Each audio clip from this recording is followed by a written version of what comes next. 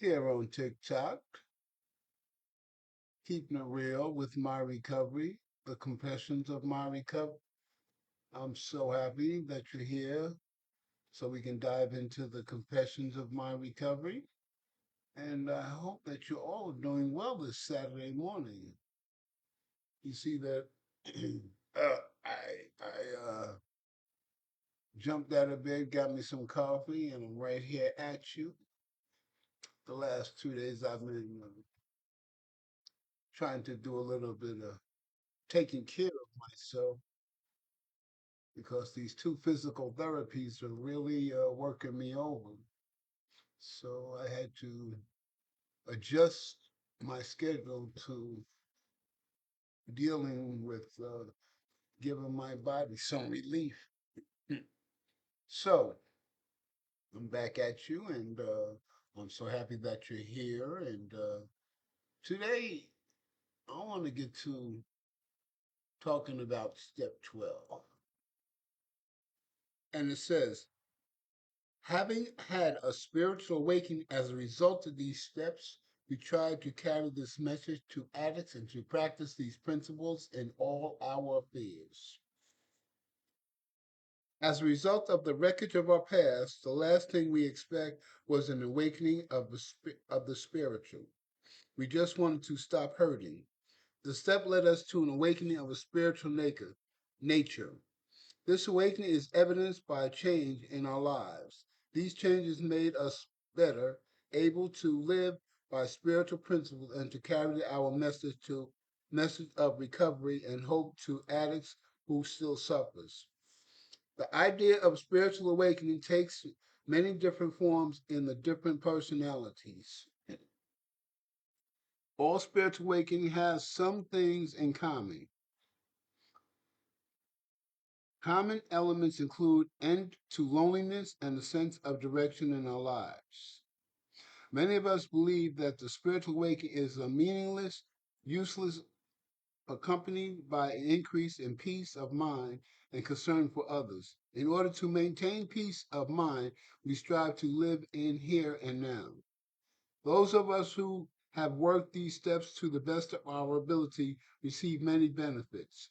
We believe that these benefits are a direct result of living this program. Most of us realize that the only way we can keep what we was given to us is by sharing this new gift of life with the still suffering addict. We help new people learn the principles. By staying clean, we begin to practice spiritual principles such as hope, surrender, acceptance, honesty, open mindedness, willingness, faith, tolerance, patience, humility, unconditional love, sharing, and caring. As our recovery progress, spiritual principles touch every area of our lives because we simply try to live this program in the here and now. We do recover to live clean and happy lives. So that's some powerful snippets I just got written. I just got finished reading about step 12. And my take of what I've experienced after after completing the 12 steps, I had a spiritual awakening. And my spiritual awakening was you duped yourself. You made a fool of yourself. You con yourself for 40 years.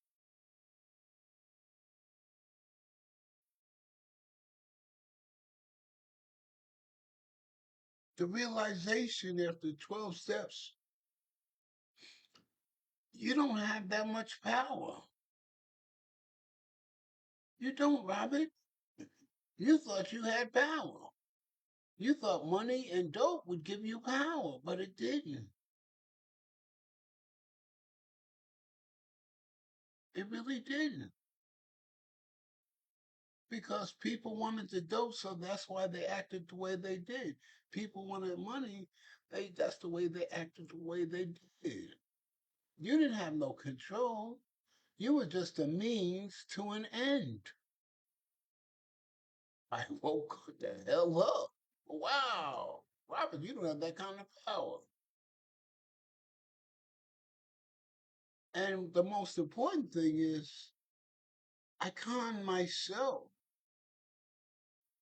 when I thought I was conning everybody else to live the life that I thought that was the best life, getting high and enjoying life. And actually what I found out was is that my life was very lonely. And the reason why I say that is because the people around me either they wanted dope or they wanted to get money from me, but nobody was really around me to want to be around me for who I was. They had an ulterior motive for the reason why they was around me, and it wasn't for my best interest. So I really never had nobody around me that truly cared about Robin for 40 years. That is a very rude awakening and a very high powered realization to get that will knock you on your ass when you realize that. Of course, it knocked me dead on my ass. And right then and there, I understood how a rich person felt. And what I'm trying to say is, when I was doing security for a man that was worth $150 million, and he said, Robert, he said, you know what? Sometimes I don't know if my wife or my kids love me. He said, because they never wanted for anything.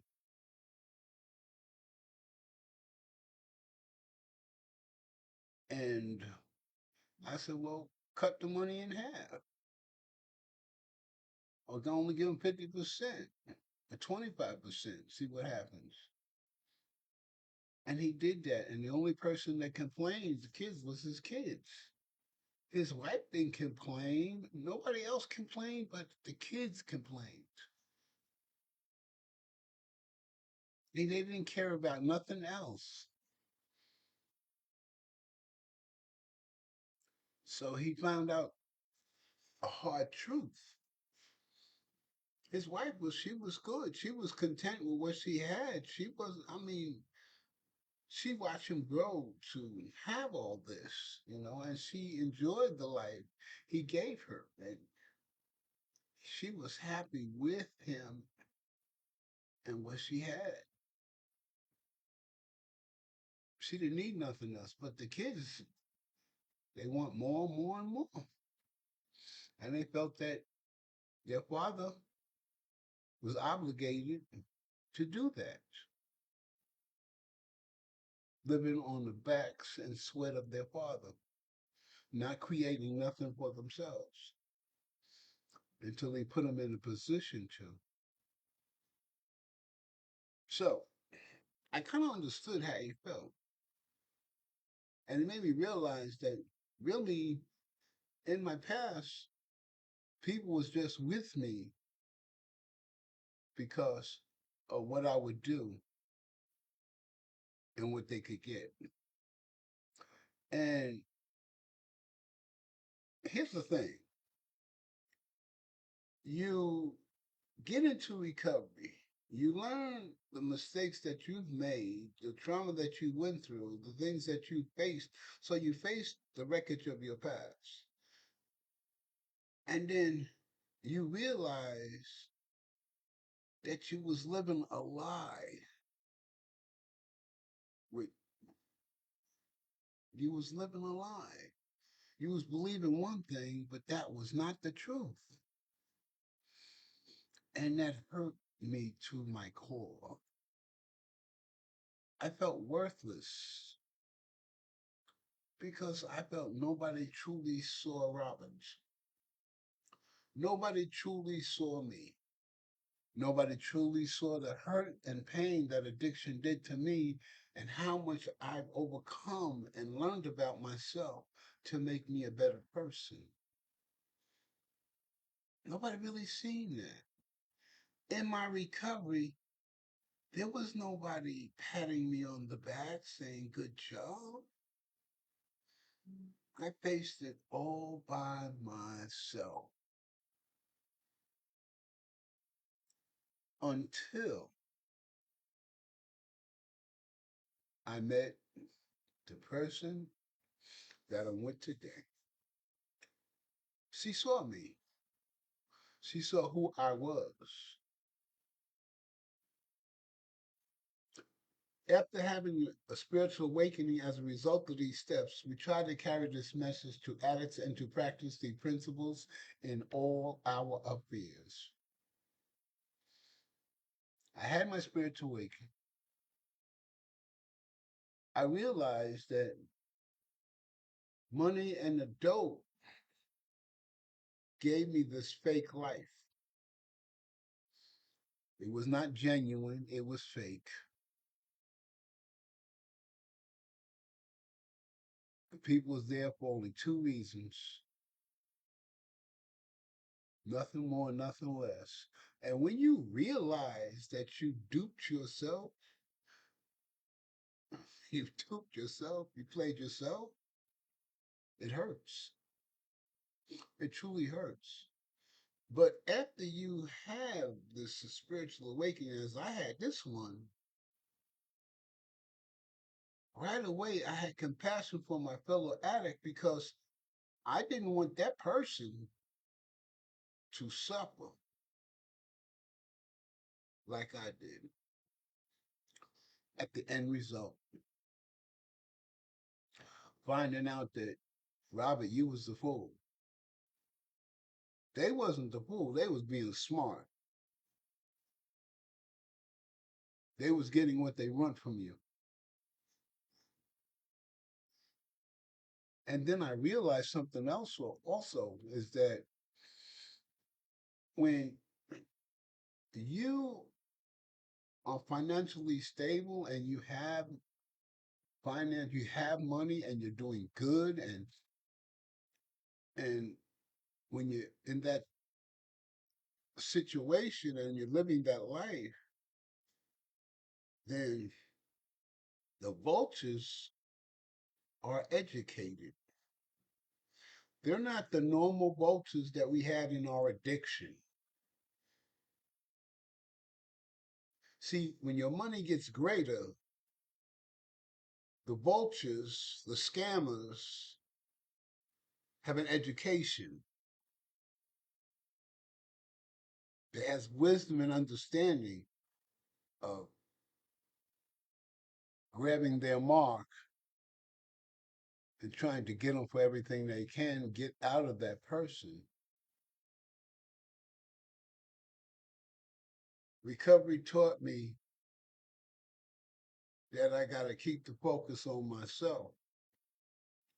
And by me keeping the focus on myself, I pay attention to the actions that I do. And also, I'm paying close attention to the actions that people are doing to me.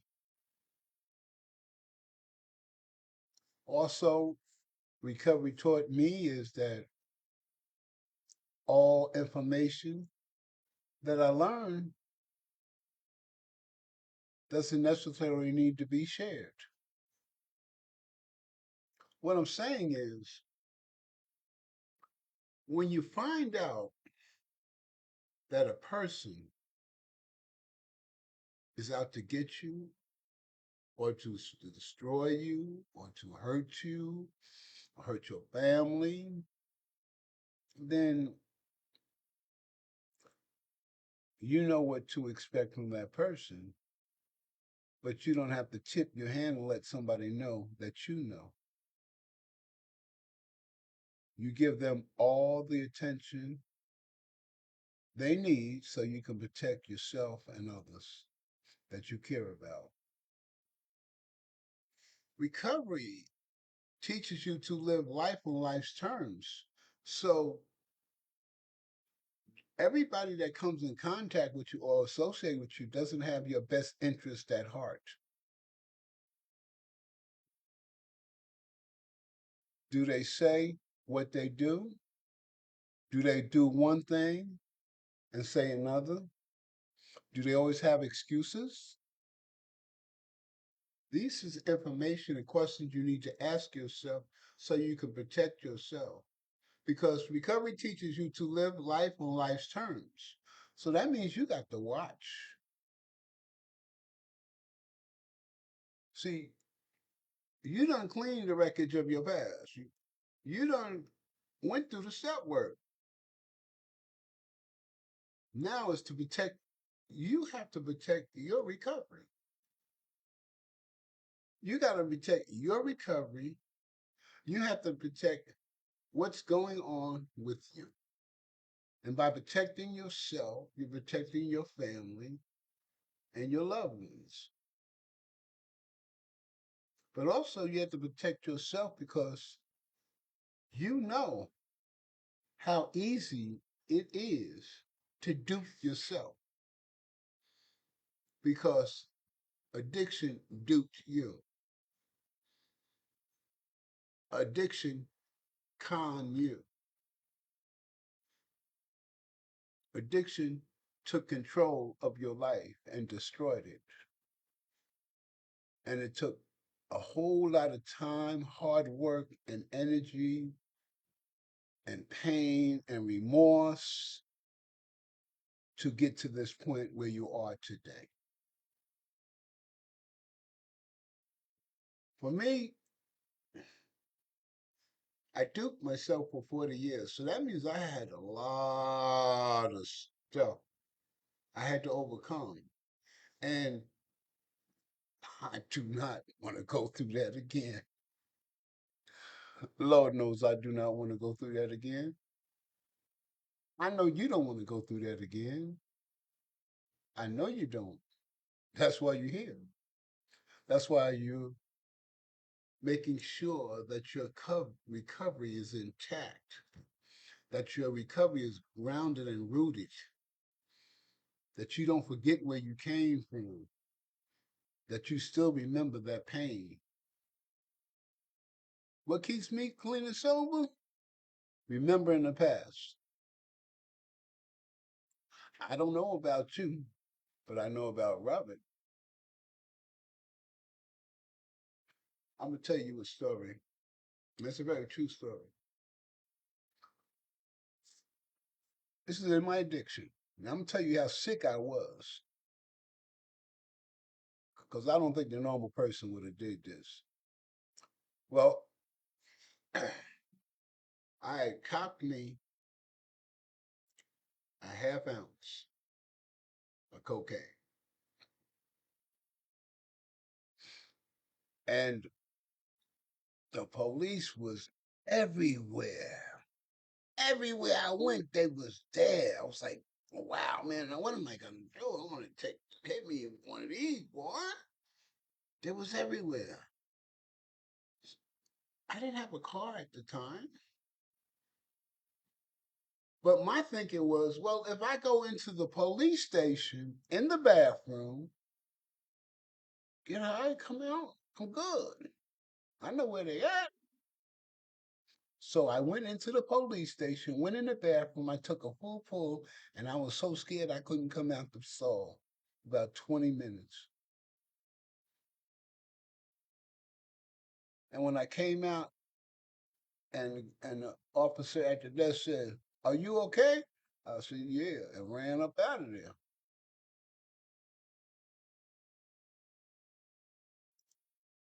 I remember that. And it lets me know, boy, you's a stupid fool. Your addiction had you doing some real crazy stuff. My addiction. My thinking was the smartest thing for me to do was to go into the police bathroom and get high. So, yeah. Well, I could tell you stories. This is Robert Goodman here on Keeping It Real. My confessions of my recovery. I'm happy that you're a part of my recovery. I'm happy that you're here. I'm happy that you've joined. I'm waving to you all. I appreciate you being a part of my recovery. And we're talking about step 12. Anthony had a spiritual awakening as a result of these steps. We try to carry this message to addicts and to practice these principles in all our affairs. I learned in recovery that the program of recovery is the best way to live your life. You don't have to be an addict to follow the steps in recovery. You use that in normal day living, it'll keep you focused on yourself, what you're doing, and what's being done to you.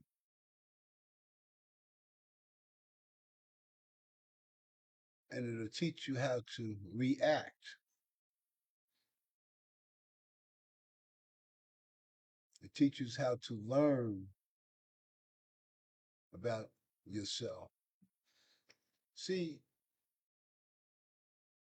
the program of recovery teaches me to pay attention to myself. The program of recovery taught me that when I was getting high for 40 years, I stopped learning about myself because I was only reacting to situations that were happening. The getting and using and all the chaos that I caused were the decisions I made to get and use. But now that I'm in recovery and I pay attention to myself, I see how flawed Robert is. I see how easy it is for Robert to go off the map. I see Robert has to do certain things to keep himself clean and sober. Robert has to understand that he has to live life on life's terms every single day, not for what he wants it to be, but to live life on life's terms the way it is. Robert also has to remember and be grateful for the blessings of recovery. From the time I came into recovery up to this point, I must keep that foremost in my brain. Also, when I make a bad decision, I'll give you an example. I was in a work program, recovery work program, and I came in from work. I went to my area, and somebody went in my drawer, my desk drawer, and took out $20. You have no, they had no business because I had the back area, and then they had the two bunk beds in the front, and that's their area. But since I was a senior person in the program, I had the whole area by myself. Somebody came back there, and what am I doing? Took $20. It was like $20 in there, and I didn't get mad. What I said to myself is, Robert, if you was doing what you was supposed to doing in your life, you would not be at this work recovery program, and that $20 wouldn't have been taken. You'd be living in your own crib, enjoying your life, living the way you're supposed to. So it wasn't right that the money was taken, but the point is, looked at my part. If I wasn't there, if I was doing what I was supposed to be doing, I wouldn't have lost that $20. And then on top of that, I said to myself, that's an addict. He's still in his active addiction because he took that money. He's not trying to get better.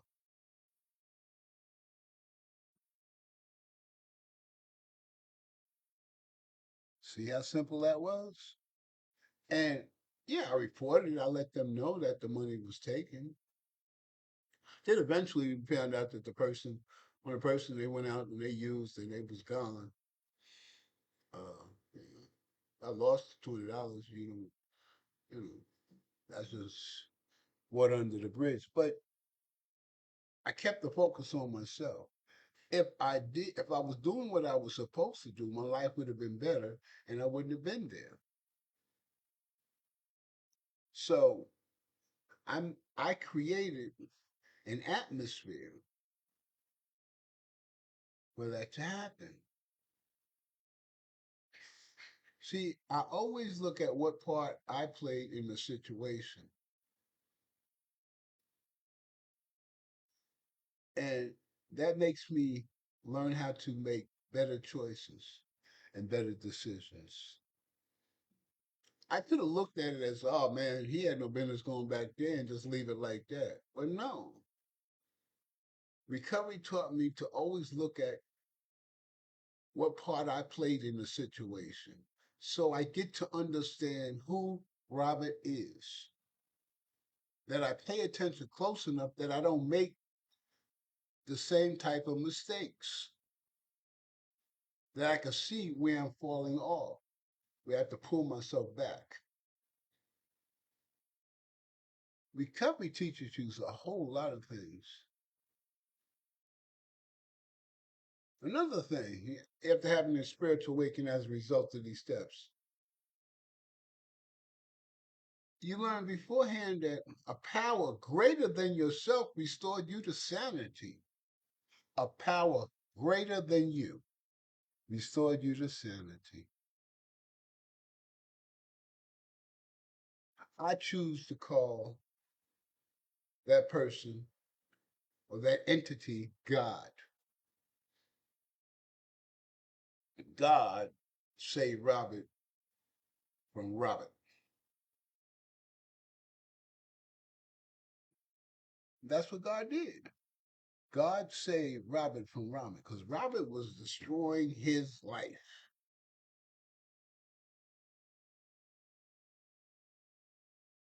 I was.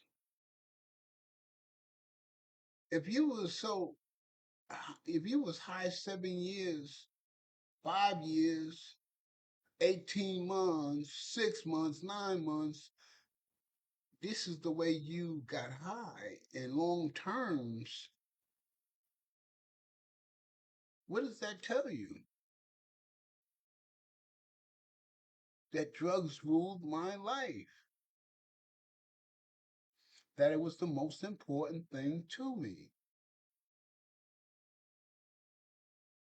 But now I realize that I have a disease. I'm addicted to cocaine. I'm addicted to that drug. So Robert can't pick up that drug anymore. He can't do nothing that would lead him to pick up that drug. And how can he stop that? By paying attention to himself. I have to pay attention to me so I won't pick up. It don't matter what my wife do. It doesn't matter what my children do. I have to pay attention to me. I have to own up to my mistakes. I have to always look at what part I played in all the decisions that I make. So I understand why I'm doing the things that I'm doing and understanding why I'm making the choices that I am. See, the more I learn about me, the better I can protect myself. But if I have my nose in everybody else's business, I'm not paying attention to myself. I got one foot in somebody else's business. I'm worrying about the past. I'm not doing nothing for the present. And I'm not building nothing for the future. I'm just caught up in that cycle. Recovery taught me to live life on life's terms. Recovery taught me to help.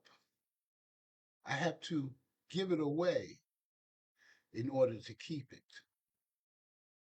And why is that? Because when I'm giving recovery away, I'm remembering what addiction did to me. I remember where recovery brought me and the gratitude and the blessings it's given me. It keeps it fresh in my head. But if I'm not helping nobody else, um, it'll slowly dissipate where it doesn't hold any power with me anymore. And then my mind goes to back to that old thinking, and it tells me how I used to feel and what made me feel that way. And my body tells me you need to go get some more of that. And I'm going to listen to my body, and we're back at the races again. But if I keep addiction fresh in my mind, if I keep my recovery fresh in my mind, if I if I keep what addiction did to me and the lives I destroyed and what I did to myself, if I keep that foremost in my mind, then I won't go down that rabbit hole. I won't go down that rabbit hole anymore. See, when I look back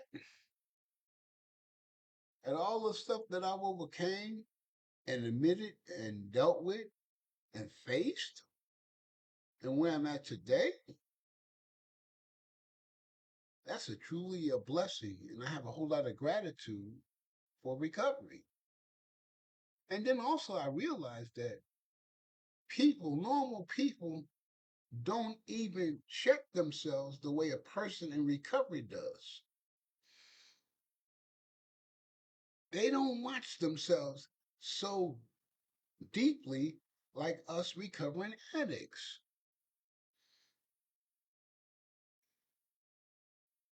And they have problems owning up to their own mistakes. Whereas recovering addicts learn to do the next right thing. So you got to do. You come into recovery where they teach you. Keep it simple, stupid. Do the next right thing. Don't think about it. Just do the next right thing. That's all you got to do. It's simple. Just do the next right thing. And that's what we do. We get into a habit of doing this. The next right thing. The next right thing. Don't get high. Just do the next right thing. Don't get high. Just do the next right thing. Until we automatically do it without even thinking.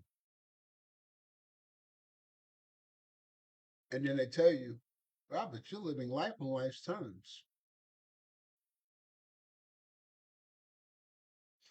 And we learn skills to overcome situations and issues that we've created in the past. We learn a formula to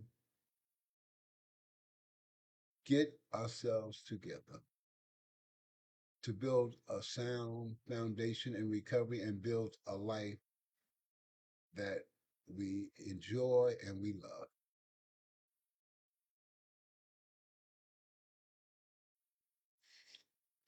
It's just like when women come into recovery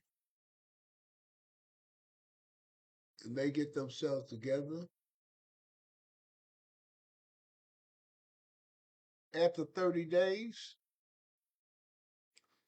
you can look at a woman and they tell you they was an addict, you wouldn't believe it because their skin's cleared up, they done gained some weight, their hair and their makeup's in place, their nails are done.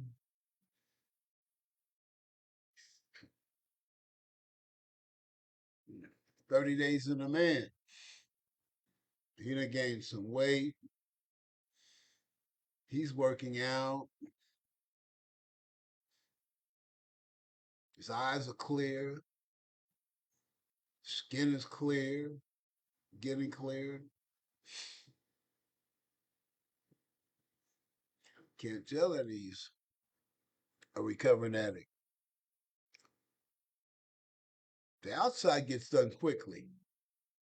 It's the work on the inside that counts. The outside's done quickly. It's the work on the inside that counts. Because the work on the inside makes sure the outside looks good. So we got to keep working on the inside. We got to keep making our lives better. We got to keep keeping ourselves in check. And most importantly, we must protect our peace. If you want to keep moving forward in recovery, you protect your peace. You've done so much work in recovery to build a life for yourself, to build a spot, a home where you have your peace,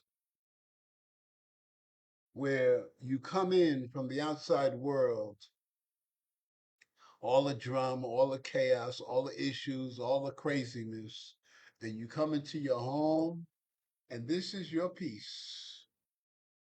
This is where you rest the mind and the body so you prepare yourself for dealing with the outside world again.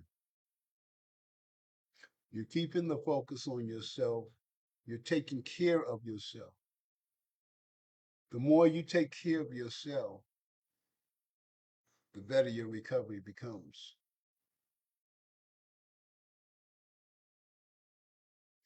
I'm going to share some blessings that recovery has given me. If I was not in recovery, I would have never met my wife. I would have never met the woman that I love, that truly saw me and loved me for who I was, who I am.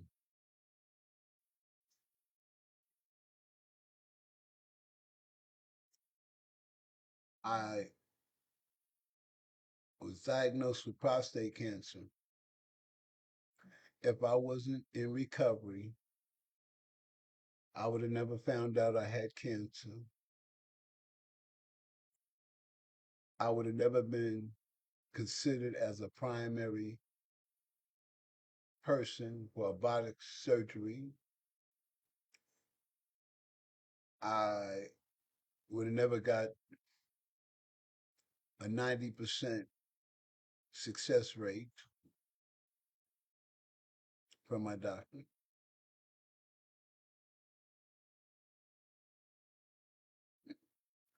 I would not be in recovery as I am today.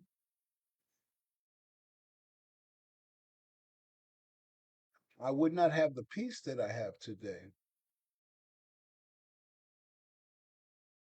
See, these are just some of the blessings that recovery has given me. And these are some big ones.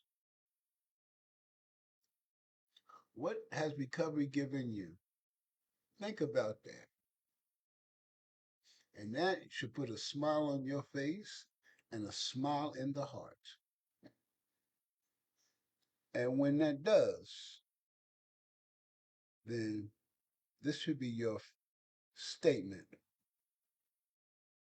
I will let no one or nothing divert me from my primary purpose in staying clean and sober. No one. Recovery has given me a life way beyond my dreams, and I'll be damned if I let anybody come in and destroy that. That's the way you should feel. That's the way you should feel. Women, you should say, I'm not settling for less. I'm settling for best, the best, because I deserve the best. Men, I deserve someone that loves and cares for me, and I'm not settling for less. What I'm saying is stand up for yourself. Be true to yourself because you didn't do all this work in recovery to give in, to cause yourself to slip or fall down that rabbit hole for whatever reason you may seem it to be. See, I worked too hard for my recovery. I faced it too much of my trauma and my pain. I faced it a lot because, see, I had 40 years worth of shit to do. I don't know about you, but I had a lot. And I ain't no way in the world I want to go through that again. So I protect myself by staying focused on what Robert says and what Robert does and make sure that recovery is the foremost thing in my heart and in my mind. I hope I said something that resonates with you in your recovery. I want you to know and I want you to believe in your heart that you are your own hero. I share this many times. The reason why I try to drive this point home is because you did the work. There's not, normal people don't work on themselves to this extent that recovering addicts do. You've cleaned the wreckage of your goddamn past. You standing tall. You faced your fears. You've created the life that you love today. So don't let nobody take it away from you, no matter who they are. Remember, you did that for you because you're the most important person to yourself. And today you love yourself. So loving yourself means protecting yourself from all outside forces, whether they're family, friends, or strangers, because all you want to do is live your best life in recovery. Stand tall, stand strong. It's Saturday, and I know some of y'all are not working, and you probably had a Friday night and whatever you choose to do for your weekend. I hope you enjoy it. But remember this, and this is real important. You owe it to yourself to always make time for yourself because you need that. You need that. It's like my wife, she's a normie and she does paint. She'll paint. She'll sip wine and paint and listen to music, and that's how she relieves the pressures or the things that go on with her in her life that bothers her. That's her moment of peace.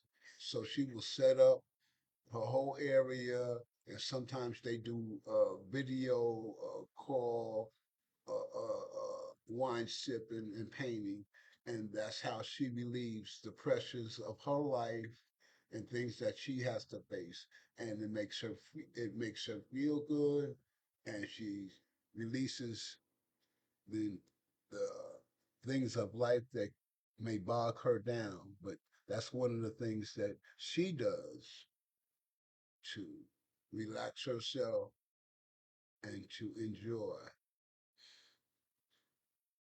And she'll set herself up, and we'll be in the same room, but I'll have my headphones on doing my thing, and she'll be doing her thing. And she'll be happy, and we talk and we share. But that's the whole idea of recovery. That's living life on life's terms. That's finding means and ways to relieve the pressures of our lives so we can move forward each and every day. So you find out something that you can do. Some people go to the gym to work out their frustrations and they feel better at the end. Some people like to go swimming. Whatever it is, to give yourself some relaxation and some peace, do it.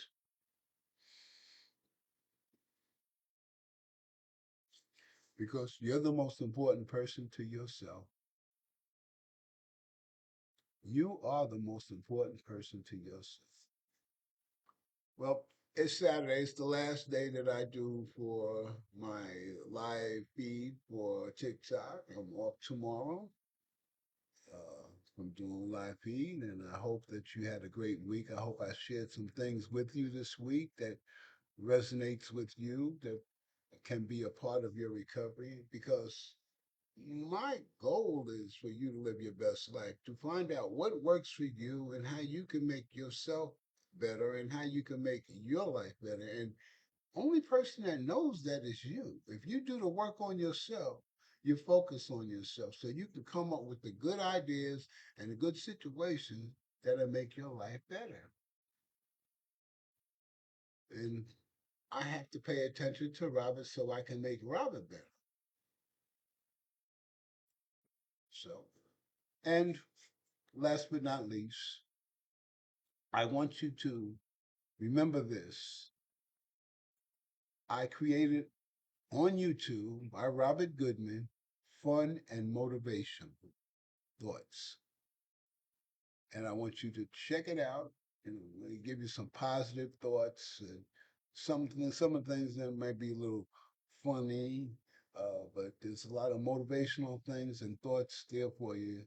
A lot of them are 10 and 15 seconds long, so there's nothing that's long term, but it's a whole bunch of them, and I want you to check it out. It's free. You don't have to subscribe to the fun and thoughts. But if you want some serious information about recovery, then you have Positive Stroke Staying Clean, which is a private channel, and so all those that subscribe, they're private, and you can. I don't even know some of the people that subscribe. I don't even know who they are because they keep it a secret. So you can keep it a secret and still subscribe to my channel if you choose to. This is Robert Goodman here, wishing you a great and wonderful Saturday, and thank you from the bottom of my heart for being a part of my recovery. I do check out some of y'all's stuff. I operate 4 platforms on YouTube. I one on TikTok, 4 on Facebook, and then I'm on Instagram. So I'm constantly busy. And plus, I'm trying to keep up with everybody's comments and thoughts that they're trying to express or ask for help. And then I have healingexchange.net, my website. So I'm I'm I'm one person, but trying to handle a lot of things. But my main concern is to help anyone that's willing to ask for help and want my help, and I'm willing to give it. But for now, I want you to have a great weekend, and remember, only you can live your best life if you keep the focus on yourself. Y'all have a great day.